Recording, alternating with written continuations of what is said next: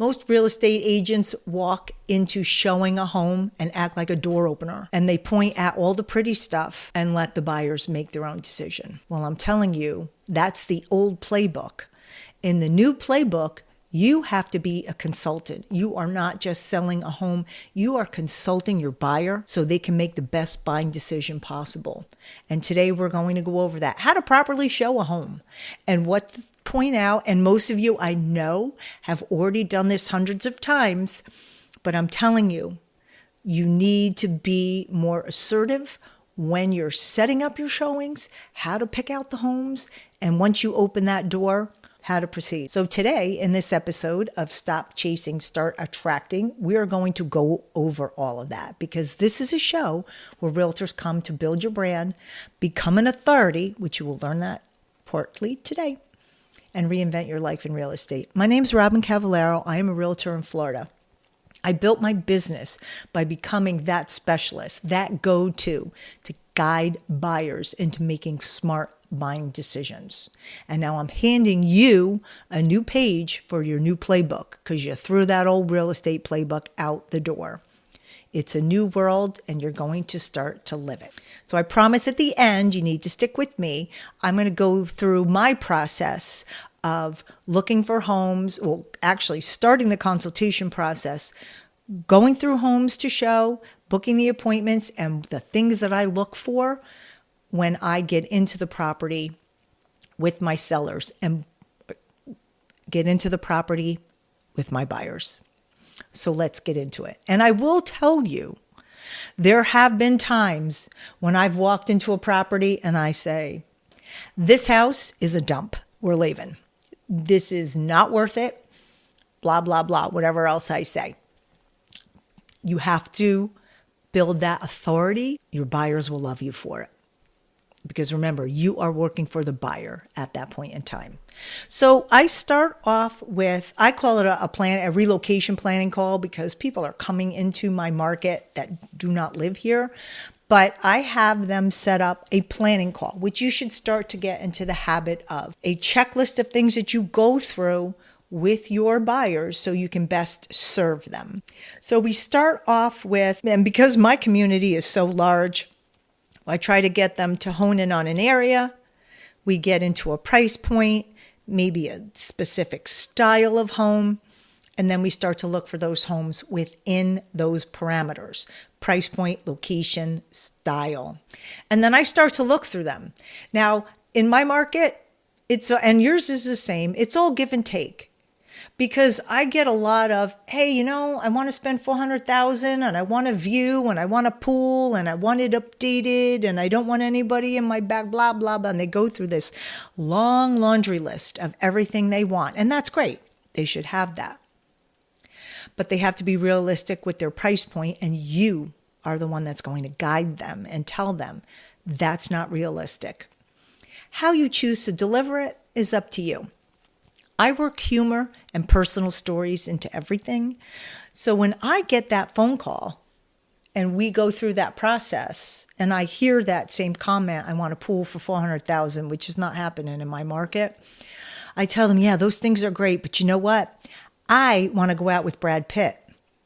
And right about now, I have a better shot of him calling me in the next half an hour to ask me out to dinner this evening than you ever will finding that house in the Villages, Florida.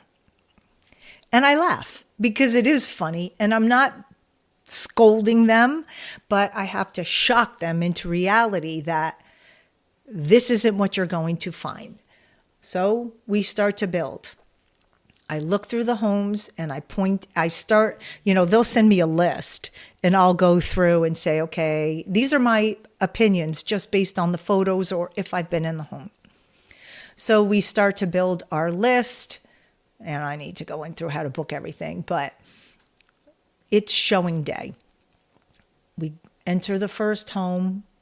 I open the door, and first I smell. Do I smell pet or do I smell smoke? Because sometimes I smell both, or I smell a lot of air freshener. But I check for odors first. Especially, I do it if I'm with the people, but I still sell a lot of homes sight unseen. So I have to make sure that when we go through those homes, that if they're not there, that I'm picking up any odors. That's important. And then I look at the floor. What's the condition of the floor? Is it bumped? Is it old pergola or excuse me, is it old pergo, old laminate? Sometimes that'll start to bubble because there's too much water on it. I look at condition and I point it out. I point out all of the negative things that I can find. I look underneath the sink. Is there any bubbling underneath the sink? Could indicate there had been a leak. I look up in the ceilings to see if there's any discoloration. Our return vents for the air conditioning are in the roof and the ceiling. So I look there to see if I find any dirt coming out. I go through the kitchen. I open up the refrigerator. I open up all the cabinets. I open the oven door, because that'll tell you how someone treats a home, what the interior of those things look like. And if it's nice, neat, and organized, you can expect a nice, neat, and organized home. And believe me, this is hugely important because your customers are entrusting you. You are their expert. You are the one who's going to guide them through this process. So you have to guide them. I look at the baseboards. Are they clean? The windowsills, are they clean? I look for fogging in the windows. I look at the window treatments. Are they broken? Do they work? Pointing out all of the negative things. What needs to be renovated? And I have a mental idea of costs, so we can talk about that. So for example, if you walk into a home that's not pristine, which many of them are not, and your customer goes through, wow, this needs kitchen countertops. I think I like granite or quartz. Okay, based on my experience, countertops are going to cost X amount of dollars. Flooring, based on this size, X amount of dollars. You need to know these cold. You need to provide that value. And it's not hard to figure those things out. Closets are a mess, or there's not a lot of storage space. That's huge in my market. I tell them, closet organizers will quadruple the amount of space you have in that closet. And the garage, I actually do have a video coming out because I'm going to a big fat garage makeover. Utilize your garage space for storage.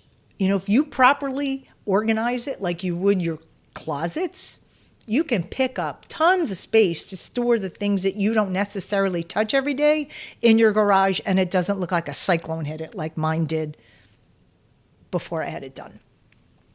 So know those costs, because if you know the costs and you walk into a home that's less than pristine and your customers like it, but they might be mentally afraid, oh my God, it's going to cost me all this money. I don't have contractors. You reassure them. I have a contractor list. The items that we just talked about are going to cost X amount of dollars, but you're going to be in construction for 3, 4, 5, 6 months. Do you want to do that? So what if we took, instead of the $30,000 that you're going to spend on upgrades, why don't we look at a house that's now maybe $30,000, $40,000, $50,000 more? Because you may find a property that you can walk right into. You have just proved yourself to be an invaluable resource to that buyer, and they will bond to you. And you will not lose them, but you have to be the valued resource. I cannot stress this enough. I did have a customer in my car one day, and after the third home, he had said to me, why do you keep pointing out all the negative things? I said to him, because you can find all the rainbows and unicorns in that house. I said, it's up to me to pick out all the things that you're going to find a month later and not be happy with. That's my job. My job is to make sure you make a good buying decision. And by picking out all the crap, I'm going to help you later on. And they appreciate that. Because remember, you get paid a lot of money to be a consultant. You're not a salesperson. You are a real estate consultant. And as sooner you remember that and start to believe it and put that page in your new playbook, you'll be better off, because you will start to attract more and more buyers. And I'm buyers first, because sellers will follow. But you have to go through the home and make sure it works for them. Give them the figures. You need to be able to, on the spot, find a way to figure out property taxes. Let them know about any additional HOA fees if you have them. We have an amenity fee. Any fees associated with making that purchase you need to know so they know what their total expenses are, because they don't want to wake up in the middle of the night after they've gone under contract stressing, oh my gosh, is that going to kill me? My budget's going to be blown by the cost of this home when I get done with taxes and insurance and all those things. You need to know that so you can be a valuable resource when it comes to showing a property. So what I want you to do moving forward is I want you to become the resource when it comes to showing your buyers' properties. Put up a checklist. Say, we're going to go over all of these things during the home buying process, and I want you to check them off. I actually put together a book, and I will link it down below. It's a guide that I came up with, put it together in Canva, and I will give that to my buyers when they get in the car, and it has a place for them to record all the information about the home. There's a blank page on the side that they can staple the listing to. Dig deeper into the journal. I call it a home buying journal.